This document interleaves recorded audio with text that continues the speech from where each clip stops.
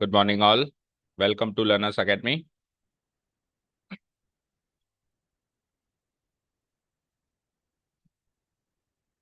So today is the last part of miscellaneous exercise on chapter number 9 and last part of the chapter as well. Remaining few questions are some of the types which we have solved recently 2 or 3 days back. तो जल्दी से पहचान लो कुछ type के linear equations हैं. We'll start with question number 12. In the last recording we covered up to question number 11. तो यहाँ तक हो चुका है, कंफर्म करो. यहाँ तक कर लिया था कल सो में हमने last up to here. Okay, तो ये हो चुका था. So will start with question number 12. So जो इक्वेशन आपको गिवन है उसको सॉल्व करना है. सॉल्व करना है ओनली. तो सॉल्व करना है तो जनरल सॉल्यूशन निकालना है पर्टिकुलर. बोलो. जस्ट सॉल्व करने के इंस्ट्रक्शन है हमारे पास, तो फिर जनरल ही निकालना है. ठीक है, ओके फाइन. अब आप यहाँ पे देखो, ये इक्वेशन अभी तो dx बाय dy टाइप की है इस समय. अब अगर मैं इसमें से dx बाय dy की वैल्यू निकालता हूं तो ये पूरा एक्सप्रेशन 1 के नीचे आता है. ओके, और ये पूरा एक्सप्रेशन 1 के आगे आता है तो उसको सॉल्व करना पड़ेगा. कैसे? एलसीएम एलसीएम ले लो आगे. ठीक है, तो अगर इतना हेक्टिक टास्क है तो क्यों ना मैं dx बाई डी वाई को 1 के नीचे ले आऊं. समझ आया? एक्सप्रेशन की जगह मैं dx बाई डी वाई को 1 के नीचे ले आऊं. तो dx बाई डी वाई अगर 1 के नीचे आएगा तो अल्टीमेटली वो dy बाई डी एक्स बन जाएगा. तो इस एक्सप्रेशन में से dy बाई डी एक्स एक ही स्टेप में आइसोलेट हो जाएगा. और वैसे करते हो पिछले वाले तरीके से तो इसको लो एलसीएम एलसीएम लेके सॉल्व करो तो dx बाई डी वाई की वैल्यू आएगी. फिर डिसाइड करो dx बाई डी वाई चाहिए या dy बाई डी एक्स चाहिए. अगर dy बाई डी एक्स चाहिए तो फिर रेसिप्रोकल करो. ठीक है, so we will use the second method, मतलब सेकंड ऑप्शन यूज करेंगे. dx बाई डी वाई को उधर ले जाएंगे तो dx बाई डी वाई जब इधर आएगा 1 divided by dx by d y, तो ये अल्टीमेटली क्या हो जाएगा? dy by dx. तो dy बाय dx की वैल्यू ये हो जाएगी. ठीक है, तो यहाँ से शॉर्ट में लिख देते हैं. यहाँ से dy बाय dx की वैल्यू बनती है e to the power minus का 2√x है भाई, डिवाइडेड बाय √x, फिर माइनस y बाय √x. ठीक है, ओके. अब ये किस टाइप की डिफरेंशियल इक्वेशंस में कन्वर्टेबल दिख रहा है? लीनियर. लीनियर वाले केस में हम क्या करते हैं, जिसमें एक ही तरीके के वेरिएबल्स हैं वो तो आरएचएस में रखते हैं, और जिसमें मिक्स में वेरिएबल्स हैं और मिक्स में भी वाई दिखना चाहिए. ठीक है, एक वाई तो एटलीस्ट दिखना चाहिए. फिर और वाई भी हैं तो फिर उसका कुछ करना, लेकिन एक वाई एटलीस्ट हमको दिखना ही चाहिए. तो इसको इधर लेके आएंगे तो it will be like dy by d x, minus का प्लस हो जाना है, प्लस वाई को आइसोलेट कर देते हैं तो 1 divided by √x into y, और आरएचएस में ई की पावर माइनस का 2√x डिवाइडेड बाय √x. अब ये हमारे टाइप की इक्वेशन बन गई जो हमने रिसेंट में सॉल्व करी लास्ट एक्सरसाइज में. कन्वर्ट करो, कौन सी फॉर्म हो गई? फर्स्ट टाइप या second type? First type. dy by d x plus p y is equal to q, right. So p और q को कंपेयर करके वैल्यू निकालो तो p आ गया हमारा 1/√x और q आ जाता है हमारा ये पूरा एक्सप्रेशन. ठीक है, चलो तो अब क्या निकालते हैं? नेक्स्ट स्टेप क्या होता है? Integrating factor. Now integrating factor. बोलो प्रियांशु, क्या फॉर्मूला होता है इंटीग्रेटिंग फैक्टर निकालने का? हम्म,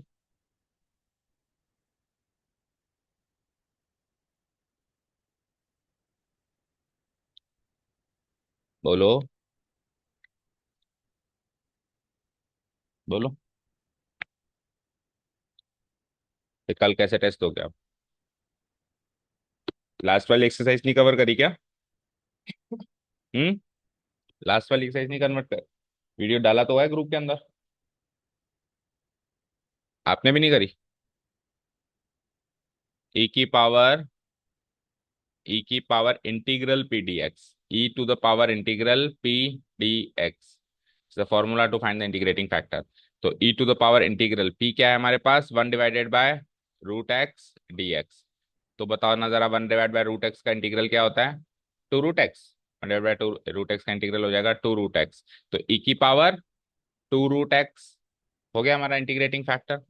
तो एक स्टेप तो है इंटीग्रेटिंग है ना। पी की वैल्यू तो हम निकालेंगे, पी की वैल्यू तो काम करेगी इंटीग्रेटिंग फैक्टर निकालने के लिए, और क्यू की वैल्यू क्या काम करेगी, जनरल सॉल्यूशन निकालने के लिए। तो जनरल सॉल्यूशन लिखने का तरीका क्या है, बताओ क्या है, y into, now general solution,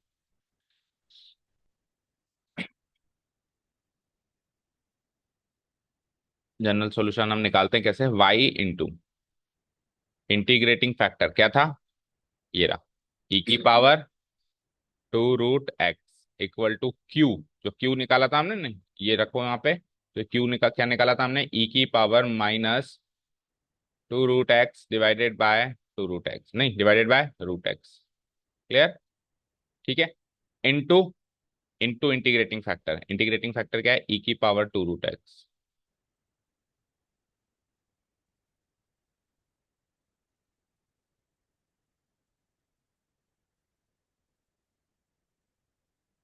ठीक है, और इस पूरे का integration with respect to x, इसी तरीके से हम जनरल सॉल्यूशन निकालते हैं। क्या फॉर्मूला है, y into integrating factor equal to Q into integrating factor का integral with respect to dx। This is the formula to find the general solution. चलो जी इसको सॉल्व करो। हम्म तो ये कटा क्या, ये देखो e की पावर 2√x और e की पावर माइनस 2√x दोनों ने एक दूसरे को काट लिया, e की पावर जीरो हो गई, 2√x plus 2√x minus 2√x zero, तो e की पावर जीरो यानी वन हो गया ऊपर। और इधर क्या बचा मेरे पास, y इंटू ई की पावर 2√x इक्वल टू, इधर तो वन हो गया यानी dx बचा ऊपर, dx डिवाइडेड बाय √x, यानी वन डिवाइडेड बाय √x, तो वन डिवाइडेड बाय √x का भी अभी हमने किया था वही, 2√x हो जाएगा है ना, 2√x प्लस c, जो this is your final answer, y into e की power 2√x equal to 2√x, इसका इंटीग्रल 2√x किया ही था अभी हमने, plus C, this is your final answer, check करो, is the required general solution. भैया into हटा देना, डॉट लगा देना,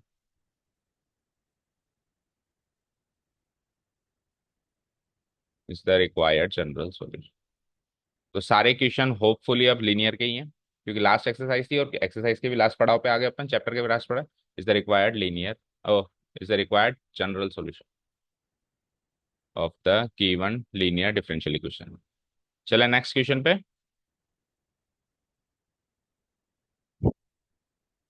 चले कर दूं डिलीट। नाउ क्वेश्चन नंबर 13 में पर्टिकुलर सॉल्यूशन चाहिए भाई, और पर्टिकुलर सॉल्यूशन से पहले आपको आइडेंटिफाई करनी है कौन सी इक्वेशन है, again, again linear differential equation है ये, dy by d x plus y into cot x equal to 4x into cosec x. So compare करो इसको, तो सीधे सीधे कंपेरेबल है, जैसे पिछली बार तो कुछ कन्वर्ट करना पड़ा, लेकिन इस बार सीधे सीधे कंपेरेबल है, dy by d x plus p y equal to q, से सीधे सीधे कंपेरेबल है। आपके इसमें जो भी टेस्ट हो रहे हैं स्कूल में, इसमें वाला चैप्टर नहीं आ रहा है क्या रोनित, कौन कौन सा आ रहा है,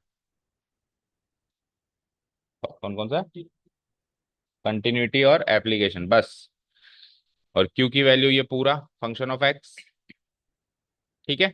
अब इंटीग्रेटिंग फैक्टर निकालो, no integrating factor equal to e to the power integral P D x. Maths का एग्जाम हो गया, हो गया, तो कैसा था पेपर, मतलब ऐसा कोई क्वेश्चन जो हमने नहीं किया, ऐसा कोई, सब ठीक था, कोई क्वेश्चन ने तंग थोड़ा ना किया। अगर स्कूल लेवल एग्जाम में जो टेस्ट होते हैं, जो पीरियडिकल्स होते हैं, जो भी होते हैं आपके स्कूल में, अगर कोई क्वेश्चन अच्छा आता है तो उसको यहाँ पे भी डिस्कस किया करो कि सर ये क्वेश्चन आया था, इसको कैसे करना, इन केस तंग किया हो किसी क्वेश्चन ने, या और भी कोई डिस्कशन हो तो वो भी कर सकते हो। तो पी की वैल्यू क्या है, कोटेक्स, तो इंटीग्रल कोटेक्स, सॉरी डी तो ऊपर लगाएंगे ना, इंटीग्रेशन तो ऊपर ही चल रहा है पावर में, हाँ जी, इंटीग्रल कोटेक्स क्या होता है बोलना जरा, लॉग मॉडुलस साइन एक्स, ई से लॉग कैंसिल आउट होके इंटीग्रल फैक्टर क्या बन गया हमारा, साइन एक्स। अब सॉल्यूशन लिख दो पहले तो, क्योंकि इस बार दो काम करने, पर्टिकुलर सॉल्यूशन भी निकालना है, तो पहले general solution and then values put up करके पर्टिकुलर सॉल्यूशन। जनरल सॉल्यूशन लिखने का तरीका होता है y into integrating factor, what is the integrating factor, sine x equal to q, q क्या था ये रहा 4x कोसेक एक्स, ये पूरा क्यू था, और इनटू इससे इंटीग्रेटिंग फैक्टर मल्टीप्लाई होगा sine x, and this whole thing has to be integrated with respect to x. Cosec x से साइन एक्स खत्म, ठीक है, वन बन गया, क्या बचा, ओनली फोर, फोर एक्स बचा, सॉरी। तो फोर इंटू एक्स का इंटीग्रल क्या होता है, x square by two, all things done, so will put a c, two से ये टू भी कट गया, और इधर तो सेम वाई साइन एक्स।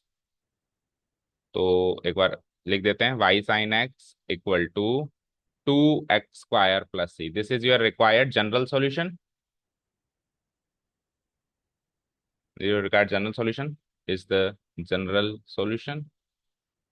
लेकिन हमको चाहिए इस बार particular solution, so what is are the values given, X Y equal to zero, यानी X comma Y equal to, X की वैल्यू क्या है, pi by two comma zero, put up कर दूं मैं इसी में ही, so let's put them, we get, putting this values in the equation, in the general solution we get, y की value तो जीरो रखनी है, तो zero into sine pi by two, zero बन जाएगा, और equal to two into x की value रखनी है पाई बाय टू, तो पाई बाय टू का स्क्वायर करना, pi square by four plus c, two से वन, टू से टू, ठीक है, तो जीरो हो ही गया, तो इधर pi square by two plus C C, सी की वैल्यू उधर जाके क्या बन जाएगी, माइनस का pi square by two, again put this into this and you'll get your particular solution, match करो answer, Y sine x equal to two X square minus pi square by two, this is your required particular solution to the given problem,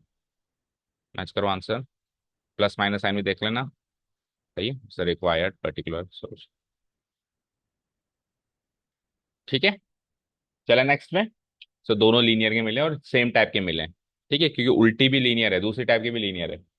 next आ जाओ, question number 13 के बाद आ जाओ 14th one, 14th one में आप identify करो कि linear है या होमोजीनस है या वेरिएबल सेपरेशन है, करो, plus y into d y by d x, वही पर्टिकुलर सोल्यूशन चाहिए, वैल्यूज पुटअप करके, तो पहले जनरल सोल्यूशन निकालेंगे, जनरल सोल्यूशन से पहले क्या करेंगे, आइडेंटिफाई करेंगे किस टाइप की इक्वेशन।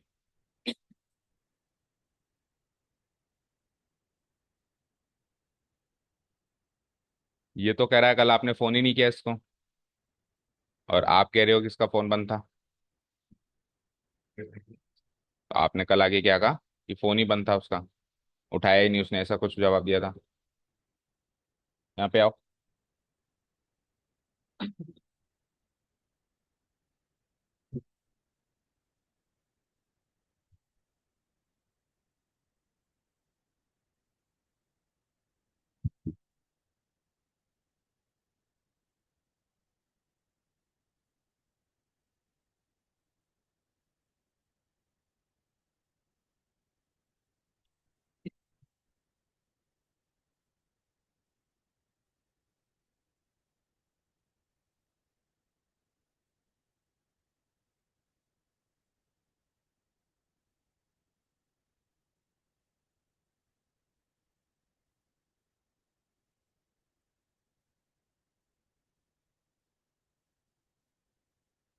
वेरिएबल सेपरेट हो गए, देखो,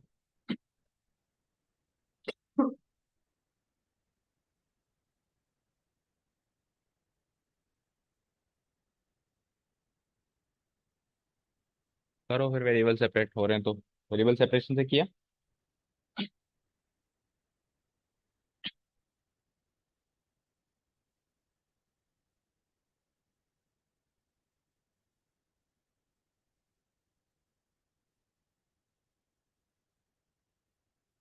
लॉग लगाओ ना यहाँ पर,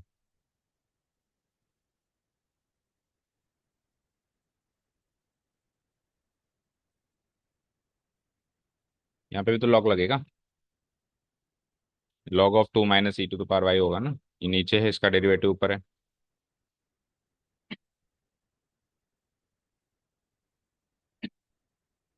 तो वेरिएबल सेपरेशन से हो रहा है वैसे तो, है ना। चलो, अब मैं अगर कहूँगी नहीं मुझे तो लीनियर से करके दिखाओ फिर,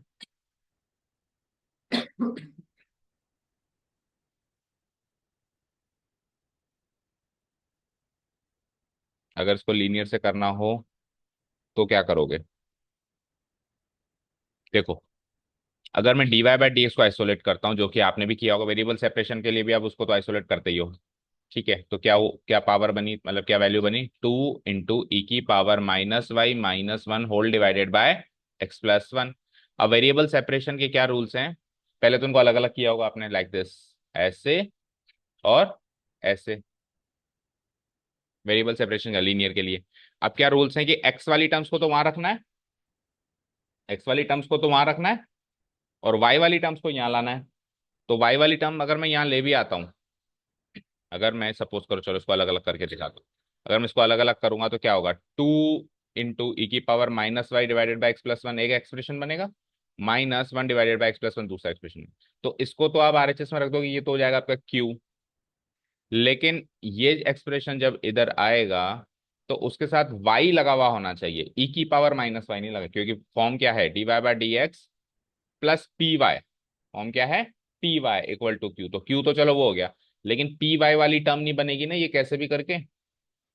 पी तो फंक्शन ऑफ एक्स हो जाएगा, 2 / x+1, ये तो फंक्शन ऑफ ये तो पी की वैल्यू आ जाएगी, लेकिन वाई नहीं मिला ना हमको, यहाँ पे e⁻⁻y है, तो ये लीनियर डिफरेंशियल इक्वेशन में कन्वर्ट नहीं हो रहा है।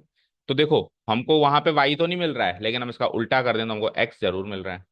तो ये लीनियर डिफरेंशियल इक्वेशन दूसरे टाइप की है, इसका रेसिप्रोकल करो इसी फॉर्मेट में।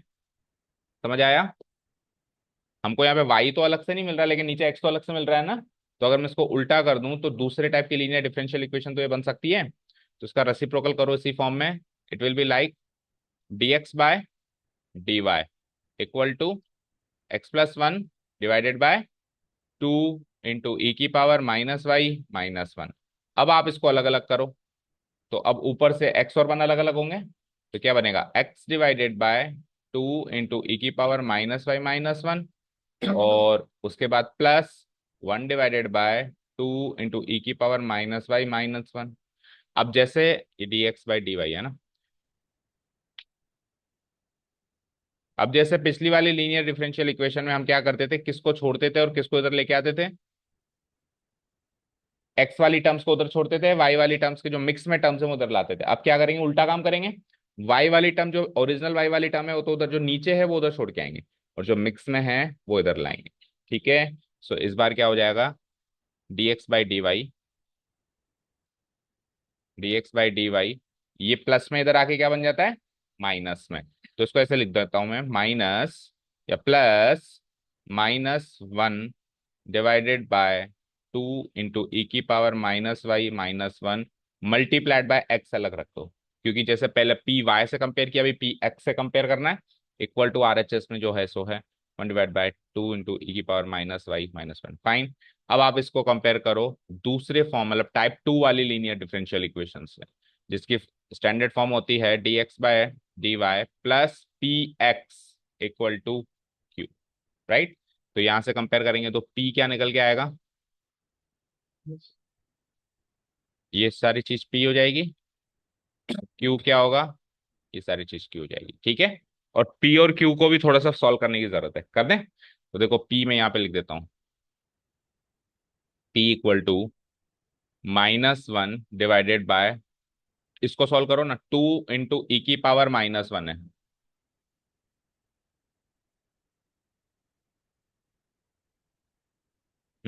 2 × e⁻, तो 2 को तो एज इट इज रहने दो, e⁻−1 है, तो 2 डिवाइडेड बाई e⁻y हो गया ये -1, राइट। तो ये एलसीएम लेके ऊपर आ जाएगा, तो -e⁻y divided by 2 minus e⁻y×1 करेंगे तो e⁻y, ये इसकी सिंप्लीफाइड फॉर्म हो गई। और q भी कुछ कुछ ऐसा ही है। बताओ p और q में डिफरेंस क्या है, केवल और केवल माइनस साइन का जो डिफरेंस है, चेक करो भाई, जो p है और जो q है सेम है ना बिल्कुल, बस ये नेगेटिव है और वो पॉजिटिव है। तो q की वैल्यू भी क्या हो जाएगी, सेम यही हो जाएगी, बस माइनस साइन हटा दो, तो q हो जाता है e⁻y divided by 2 minus e⁻y। ठीक है, अब आप इंटीग्रेटिंग फैक्टर निकालो सिंप्लीफाइड फॉर्म से। Now integrating factor equal to integral P D x करते थे, लेकिन अभी क्या करेंगे, डी वाई। दूसरे टाइप की है, तो जो जो जो जो काम एक्स के साथ होता था वो काम किसके साथ होगा, वाई के साथ होगा। ठीक है, तो इंटीग्रल, अब पी की ये वाली वैल्यू मत डालना, ये वाली वैल्यू मत डालना, कौन सी वाली वैल्यू डालेंगे, जो हमने सिंप्लीफाई कर दी, ये वाली। ओके फाइन, तो इसको मैं रख देता हूँ यहाँ पे, माइनस साइन को तो चलो बाहर निकाल दो, नहीं बाहर मत निकालो, अंदर इसकी जरूरत पड़ेगी, -e⁻y divided by 2 - e⁻y into d y. तो देखो नीचे वाले का इंटीग्रल एज इट इज ऊपर बैठा है। 2 - e⁻y का इंटीग्रल यही होता है, -(e⁻y). तो log ऑफ नीचे वाला एक्सप्रेशन लिख दूं उसको मैं सॉल्व करके। तो e⁻log इंटू नीचे वाला एक्सप्रेशन। लो, धीरे धीरे एक एक सिप ना, थोड़ा सा गर्म है। 2 - e⁻y, 2 से से लॉग कैंसिल आउट होके ये हो जाता है 2 - e⁻y is your integrating factor. Fine. चलो अब अगला स्टेप क्या होता है इंटीग्रेटिंग फैक्टर के बाद? जनरल सॉल्यूशन, और फिर इन केस पर्टिकुलर पूछा है तो लास्ट स्टेप हो जाता है नाउ जनरल सॉल्यूशन।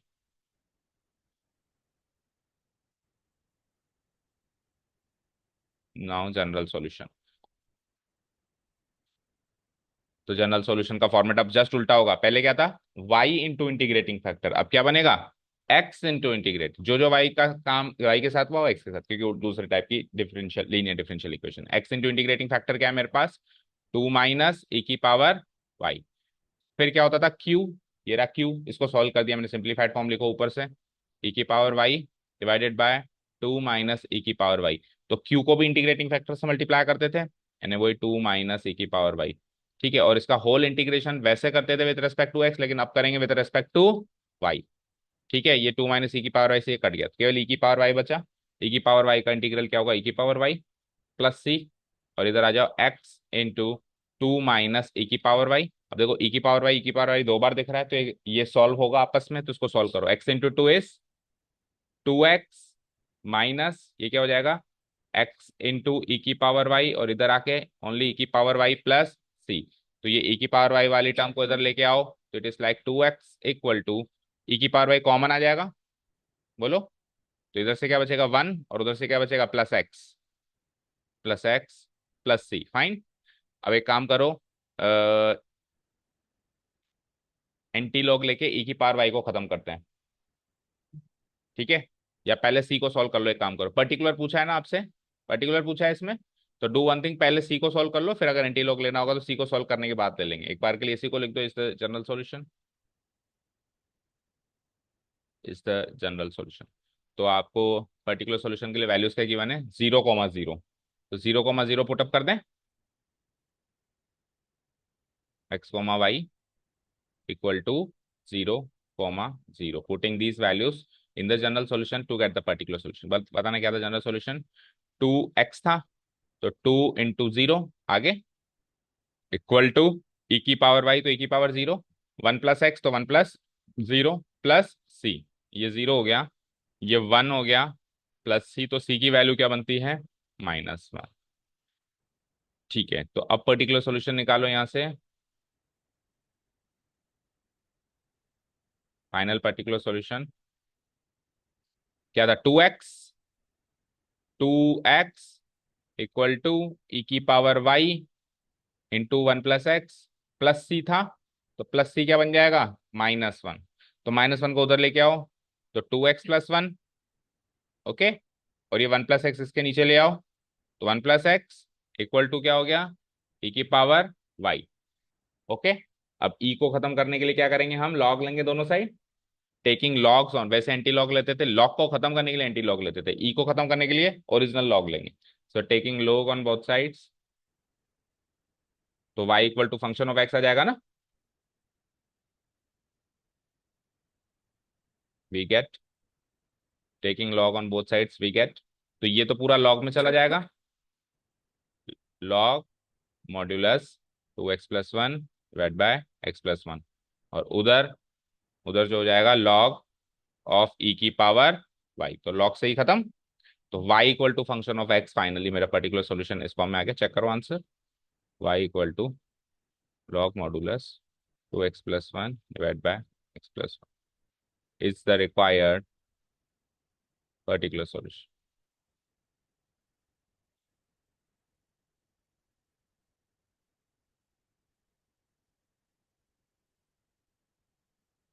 हो गया मैच, इसी फॉर्म में है, हो गया। Any doubts?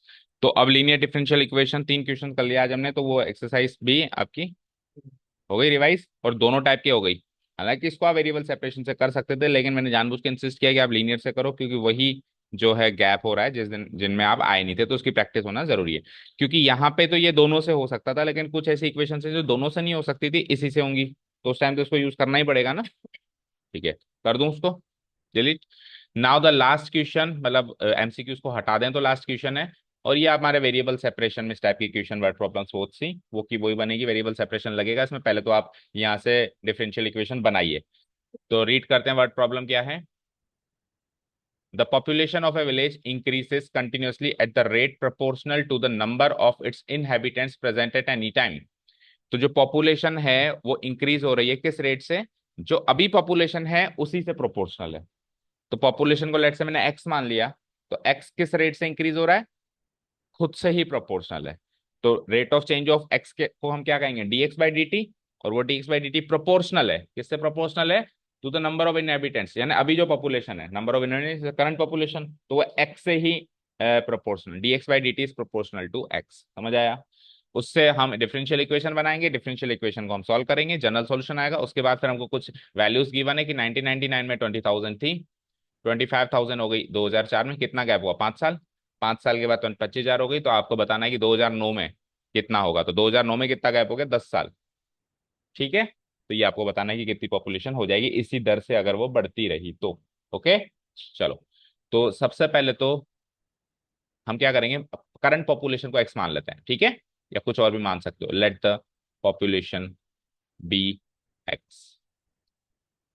तो जैसे मैंने करंट पॉपुलेशन को एक्स माना, now it is given that, it is given that, ये लाइन अगर हम लिखते हैं, now it is given that the population of the village increases continuously at the rate proportional to the number of inhabitants को वापस हम population डाल सकते हैं। inhabitants का मतलब होता है प्रवासी, यानी वहां पे रहने वाले लोग। ठीक है, दैट इज, अब इस पूरी चीज को मैथमेटिकली लिख रहा हूं, देखो मैं, पॉपुलेशन बढ़ रही है यानी rate of change of population. Population क्या मानी आपने, एक्स, तो किसके रेस्पेक्ट में, टाइम के रेस्पेक्ट में। अब ये प्रोपोर्शनल है, अगर मान लो यहाँ पे इक्वल होता, अगर यहाँ पे इक्वल टू लिखा होता तो मैं इक्वल टू का साइन लगा देता एज इट इज, लेकिन प्रोपोर्शनल है तो कौन सा साइन लगाऊंगा मैं, प्रोपोर्शनल। और किससे, पॉपुलेशन से ही, पॉपुलेशन क्या है, एक्स। अब इस प्रोपोर्शनल के साइन को हटाना पड़ेगा, तो जैसे ही प्रोपोर्शनल का साइन हटता है तो क्या आता है उसकी जगह, एक कांस्टेंट इंट्रोड्यूस होता है। ठीक है, so it implies that d x by D t equal to k into x. K constant introduce कर दिया मैंने। और मान लो प्रोपोर्शनल वर्ड नहीं होता, इक्वल वर्ड होता, तो सीधे सीधे इक्वल, वैसे ही ओरिजिनल इक्वेशन में हम इक्वल टू का साइन लगा देते हैं, प्रोपोर्शनल का साइन लगा के उसको हटा के कांस्टेंट इंट्रोड्यूस नहीं करते, राइट। ओके, अब यहाँ पे हम वेरिएबल सेपरेट करके पहले तो कर देते हैं इसको इंटीग्रेट कर दें। ऐसे क्वेश्चंस में हमेशा वेरिएबल सेपरेशन ही लगता है, बाकी दो इक्वेशंस का कोई ऑप्शन नहीं है। चलो जी, तो क्या कैसे करूं मैं, एक्स को नीचे ले आओ उधर, डी एक्स बाई एक्स, और टी को उधर ले जाओ, के इंटू डी टी। ठीक है, integrating both sides with respect to their respective variables.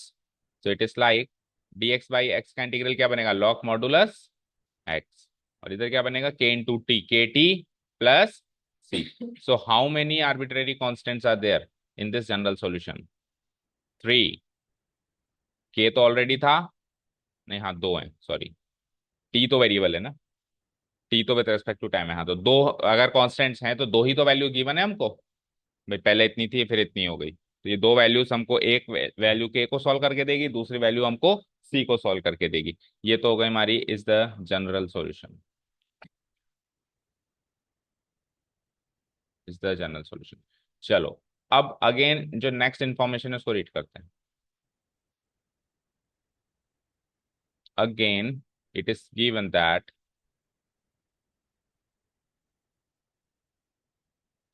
So tell me मुझे क्या गिवन है, पॉपुलेशन कब कितनी थी बताओ, इन 1999, इन 1999 पॉपुलेशन यानी एक्स कितना था बताओ, 20,000। ओके, फिर इन 1999 के बाद अगली बताओ, 2004 में कितनी थी पॉपुलेशन, 25,000। और फिर सवाल भी इसी के साथ डाल दो, सवाल क्या है कि 2009 में कितना हुआ, राइट। 2009 में एक्स की वैल्यू यानी पॉपुलेशन की वैल्यू क्या होगी, ये सवाल है। ठीक है, अब जरूरी नहीं है कि हम उधर एक्स लें, हम उसको पी भी ले सकते हैं, पी फॉर पॉपुलेशन, तो इधर पी आ जाता। अब हमने ले लिया है तो इसी को कंटिन्यू करते हैं। यहां से देखो कुछ चीजें डिराइव करो।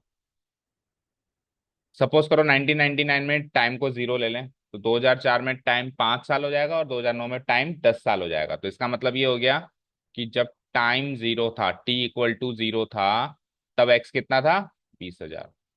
ओके, मैं 1999 थोड़ा डालोगे इसके अंदर, हम तो टाइम कितना साल कन्वर्ट मतलब नंबर ऑफ ईयर्स डालने पड़ते हैं ना, सन थोड़ा डालना पड़ता है।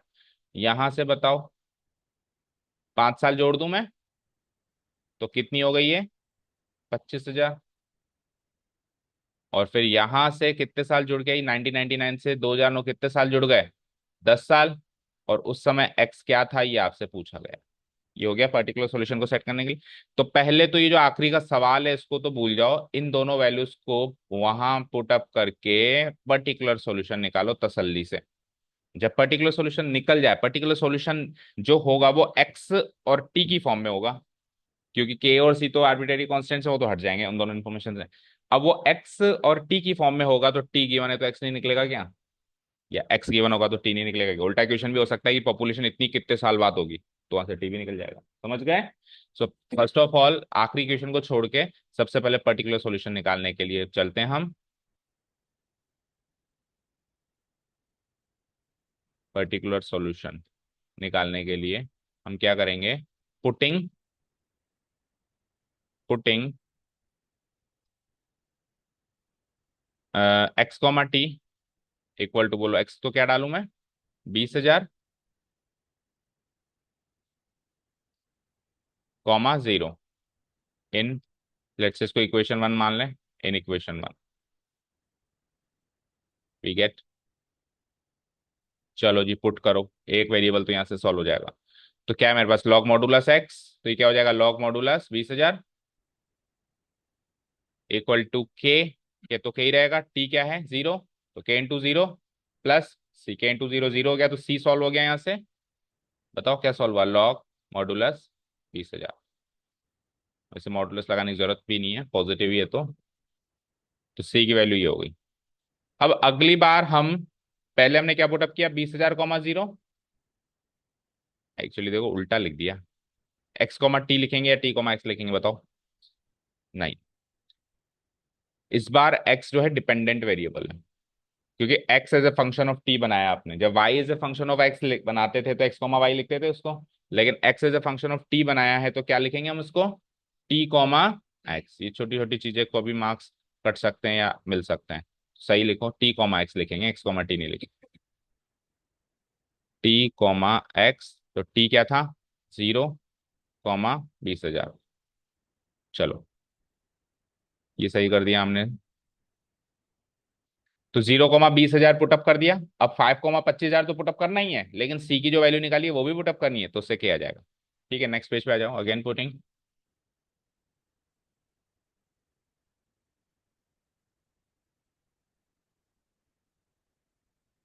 T comma x equal to what, 5,25,000, साथ में एंड सी की क्या वैल्यू निकाली आपने, लॉग लॉग 20,000, ठीक है, log modulus 20,000 in equation first we get. ठीक है, तो अगेन इक्वेशन फर्स्ट में एक तो ये पुटअप करो और एक सी की जो वैल्यू निकाली पुटअप करो। तो क्या थी हमारे पास, इक्वेशन फर्स्ट क्या थी, फिर से पकड़ो, लॉग मॉडुलस एक्स, तो एक्स की जगह क्या पुटअप करेंगे अब की बार, 25,000 इक्वल टू के टी, तो के तो के ही रहेगा, टी की वैल्यू 5 है, और सी की वैल्यू भी पुटअप करो जो कि क्या है, लॉग 20,000। तो यहां से के सॉल्व हो जाएगा, तो लॉग लॉग वाली टर्म्स को एक बार साथ में कर दो, उधर चला जाएगा ये, तो लॉग, ये डिवाइड हो जाएगा माइनस से, तो लॉग ए माइनस लॉग बी वाली आइडेंटिटी से, तो 25,000 डिवाइडेड बाय 20,000 इक्वल टू 5 के, तो उसको काटो, कितनी बार कटेगा, 5 से और 4 से, तो के की वैल्यू क्या आ जाएगी, 5 इधर आएगा तो 1/5 लॉग मॉडुलस 5/4, फाइन। ये आ गया के सॉल्व होके, सी पहले सॉल्व होके आ गया था। तो फाइनली मैं पर्टिकुलर सॉल्यूशन लिख सकता हूँ, के और सी दोनों वापस इक्वेशन वन में पुटअप करके। नाउ पुटिंग नाउ पुटिंग पहले आपने सी निकाला, लॉग मॉडुलस 20,000, एंड फिर आपने के निकाला 1/5 लॉग मॉडुलस 5/4। अब ये सारे के सारे हम इक्वेशन वन में पुटअप कर रहे हैं to get the particular solution. वो जनरल सॉल्यूशन है, to get the particular solution of the formed differential equation. चलो जी, क्या है एक बार फिर से बताओ इक्वेशन वन। लॉग एक्स, तो अब तो एक्स को एक्स ही रखना है, इक्वल टू के की जगह क्या डालना है आपको, 1/5 लॉग 5/4, ये के की जगह डालना है। और उसके आगे क्या है, इंटू टी, ये टी, फिर प्लस सी, सी की जगह क्या डालना है, लॉग मॉडुलस 20,000। अब अगर हमारा टास्क पर्टिकुलर सॉल्यूशन ही निकालने का होता तो क्या करते पता है, 5 को एलसीएम लेते इधर पहुंचाते हैं, 5 अंदर पहुंचाते हैं, लॉग से लॉग मर्ज करते हैं, फिर लॉग से लॉग काटते हैं, उधर भी लॉग है। तो इस तरीके से पर्टिकुलर सॉल्यूशन निकाला जाता। बट हमारा टास्क पर्टिकुलर सॉल्यूशन ही एक्चुअली डिफरेंशियल इक्वेशन ही हमने बनाई है।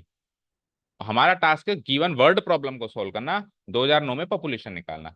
तो अल्टीमेटली वैल्यूज ही तो पुटअप करनी है, तो लॉग सॉल्व करके पुटअप करो या बिना सॉल्व करके पुटअप करो, क्या फर्क पड़ता है। तो हम पर्टिकुलर सॉल्यूशन तो लिखेंगे पर इसी फॉर्म में लिखेंगे, यही पर्टिकुलर सॉल्यूशन है। इसमें हम फर्दर क्यों सॉल्व करें जब अल्टीमेटली वैल्यूज ही पुटअप करनी है। ठीक है, इज द पर्टिकुलर सॉल्यूशन। अब इस पर्टिकुलर सॉल्यूशन में फाइनली हम वर्ड प्रॉब्लम को सॉल्व करने के लिए वो तीसरी चीज पुटअप करेंगे। दो तीन चीजें बनाई थी ना हमने, एक दो तीन, तो ये दो चीजें तो हमको हेल्प करती है जनरल से पर्टिकुलर बनाने में, लेकिन अब तीसरी चीज यानी टी की वैल्यू 10 पुटअप करेंगे, जो एक्स आ जाएगा वो हमारा फाइनल आंसर होगा उस पर्टिकुलर सॉल्यूशन। ठीक है, तो अब फाइनली स्टेप क्या लिखेंगे, नाउ पुटिंग, पुटिंग क्या था, एक्स कॉमा टी, नहीं t comma x equal to, तो टी की वैल्यू तो है 10 साल और एक्स मुझे चाहिए, तो 10, एक्स इन द, अब की बार जनरल में नहीं डालेंगे, किस में डालेंगे, फाइनली जो पर्टिकुलर सॉल्यूशन आया, we get. So tell me, particular solution अभी अभी निकाला था हमने, लॉग एक्स, तो एक्स तो चाहिए, equal to 1/5 log 5/4 into t, तो टी की वैल्यू क्या है 10, फिर प्लस सी, सी की वैल्यू क्या थी 20,000। ठीक है, तो ये देखो 5 से 2 टाइम्स कट गया ये, और ये 2 इधर मल्टीप्लाई पावर में चला जाएगा, क्योंकि ये 2 लॉग 5/4 हो गया, 2 मल्टीप्लाई होकर इधर आ जाएगा ना, 2 लॉग 5/4 है तो पावर में चला जाएगा, इसकी पावर में। तो it is like log modulus x equal to log 5/4 की स्क्वायर कर दूंगा तो 25/16, और इधर लॉग, तो सारे लॉग में है, पहले तो लॉग लॉग को मर्ज करो, तो log modulus x equal to log, ये प्लस है तो मल्टीप्लाई हो जाएगा अंदर में, 25/16 मल्टीप्लाइड बाय 20,000, इसको सॉल्व करना है। 16 × 16 बचा 40, 40 यानी 16 × 2 = 32, बचा 80, 16 × 5 = 80, 1250। सो 1250 से 25 को मल्टीप्लाई करो, 0, 25 × 5 = 125, रिमाइंडर 12, 25 × 2 = 50 और 12 62, 6 62, 6 25 × 25 and 6 31 equal to log modulus X. अब finally taking anti log on both sides we get X equal to 31 250, यानी कि 2009 में इसी रेट से अगर पॉपुलेशन बढ़ी तो 31 250 पहुंच जाएगी। ठीक है, चेक करो आंसर, सही है, समझ आया। So easy but important question, ऐसे क्वेश्चन एग्जाम में बहुत आते हैं। सो मैं स्टेप फाइनली कंक्लूडिंग स्टेटमेंट लिखूंगा। So the population of the village in 2009 will be what, 31 250। ठीक है, चलो एमसीक्यूज हैं, जाओ। हाँ, एमसीक्यूज तो फटाफट सॉल्व हो जाएंगे। इसमें क्या करूंगा, dy/dx को आइसोलेट करो फटाफट से, जनरल सॉल्यूशन पूछा है ओनली, तो y से y कट के क्या बनाइए dx, और इधर क्या हो गया x/y, उसको भी उधर पहुंचा दो, तो x/y dy, तो यहां से dy/dx बनाओ, dy/dx क्या बनेगा बताओ, x/y इधर आके y/x, separating variables, dy/y dx by X. ठीक है, integrating both sides with respect to their respective variables. तो log modulus Y equal to log modulus X. अब सब कुछ लॉग में है, तो सी भी किस में लगाएंगे हम? लॉग में लगाएंगे। तो यहां से ये हो जाएगा, प्लस आ रहा है तो एक्स इंटू सी, ये सी एक्स हो जाएगा, और वहां से क्या बच जाएगा? वाई। तो y equal to c x is the general solution. Log कटने के बाद ऑप्शन नंबर सी मैच हो गया। ठीक है, 17th में क्या करना है साहब? अच्छा, केवल आपको जनरल सॉल्यूशन इस वाली फॉर्म की जनरल सॉल्यूशन लिख के बतानी है। तो इस डायरेक्ट फॉर्मूला ही पूछ रहा है बस आपसे, ठीक है। तो ये दूसरे टाइप की लीनियर डिफरेंशियल इक्वेशन है। अच्छा, ये गलती कर दी हमने, जो आपको स्ट्रक्चर बुक ने रेकमेंड किया वही करेंगे। बताओ क्या गलती करी? जब हमने ऊपर दूसरे टाइप की लीनियर डिफरेंशियल इक्वेशन सॉल्व करी तो उसमें भी हमने पी और क्यू लिखा, जबकि सीधे टाइप में पी और क्यू लिखते हैं, उल्टे टाइप में P1 और Q1 लिखते हैं। ऐसा ही हमको स्ट्रक्चर में भी फॉलो करवाया था। तो उस हमने शायद एक्सरसाइज में भी ऐसा ट्रेंड को फॉलो नहीं किया। वो ट्रेंड वही फॉलो करना है जो एनसीईआरटी ने रेकमेंड किया। ठीक है, क्योंकि स्टैंडर्ड फॉर्म जो है उसमें पी और क्यू फर्स्ट फॉर्म की स्टैंडर्ड फॉर्म है, सेकंड फॉर्म की स्टैंडर्ड फॉर्म में उसने P1 और Q1 रेकमेंड किए। ठीक है ना, उसका ध्यान रखना। ओके, तो इसकी जो जनरल सॉल्यूशन होती है कैसे लिखते थे अपन? एक्स, पहली बात तो वाई इंटू इंटीग्रेटिंग फैक्टर नहीं होता था एक्स इंटू, तो सी और डी में से लगेगा। तो देखो एल एच एस तो उसके सेम नहीं है। इधर एक्स है तो इधर वाई होता था, याद करो, और इधर वाई है तो इधर एक्स होता था। तो एलएचएस को चेक करके ही हम चेक कर सकते हैं कि सी है आंसर। ठीक है, और आरएचएस चेक करें तो भी डीवाई और डीएक्स का ही डिफरेंस है, और इधर भी डीवाई और डीएक्स, यानी डीवाई डीएक्स का डिफरेंस है। तो ऐसे क्वेश्चंस गलती कराते हैं, बड़े ध्यान से देखना पड़ता है इसमें, है ना। तो option number C is the right answer. आ जाओ, 18वें में जनरल सॉल्यूशन है, करो फटाफट से। तो डीवाई बाई डीएक्स को आइसोलेट कर दो quickly. D y by d x, तो डी एक्स से कौन मल्टीप्लाई हो रहा है? ये भाई साहब। इधर आके इधर आके माइनस में चला जाएगा, माइनस वाई इंटू ई की पावर एक्स प्लस 2x। और डी वाई से कौन मल्टीप्लाई हो रहा है? ई की पावर एक्स। ठीक है, तो ये तो लीनियर डिफरेंशियल इक्वेशन बन गई अगेन। ठीक है, तो ये हो जाता है माइनस वाई, ई की पावर वाई को पहले लिख दो, ई की पावर वाई, ई की पावर एक्स, सॉरी, ई की power X into Y divided by e की पावर, कट गया क्या ये? अच्छा, ये तो कट गया, माइनस वाई रह गया ओनली, माइनस वाई। और वो नहीं कटा ना, वो भी माइनस ही होगा लेकिन, है ना, minus 2x divided by e की पावर एक्स। तो माइनस वाई को इधर ले आऊं तो linear differential equation of the first type बन गई है, d y by d x. Plus y को लिख सकता हूं मैं +1 इंटू वाई, और क्यू हो गया मेरा -2x डिवाइडेड बाय ई की पावर एक्स। इसको कंपेयर करो फर्स्ट फॉर्म से,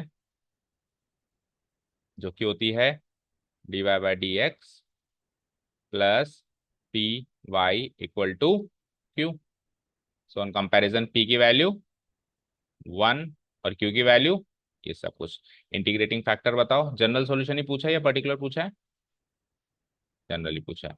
तो ई की power integral P D x, तो ई की पावर इंटीग्रल पी क्या था? 1, तो 1 dx, तो यानी कि ई की पावर एक्स। ठीक है,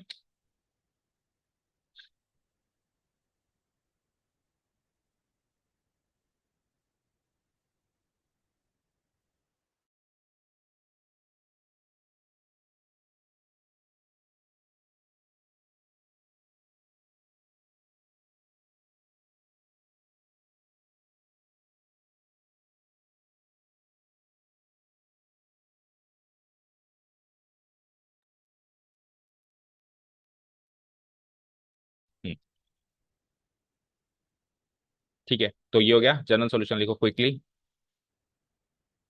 general solution will be y, first type की है ना, तो y into integrating factor y into e to the power x, q क्या है हमारा?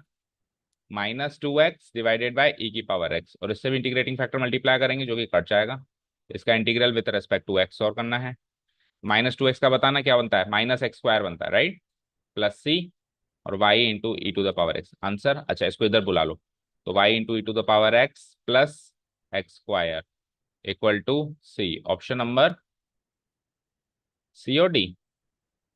डी क्या है? अच्छा, ई की पावर वाई है वहां पे, तो ये एमसीक्यूज में गलती हो जाती है।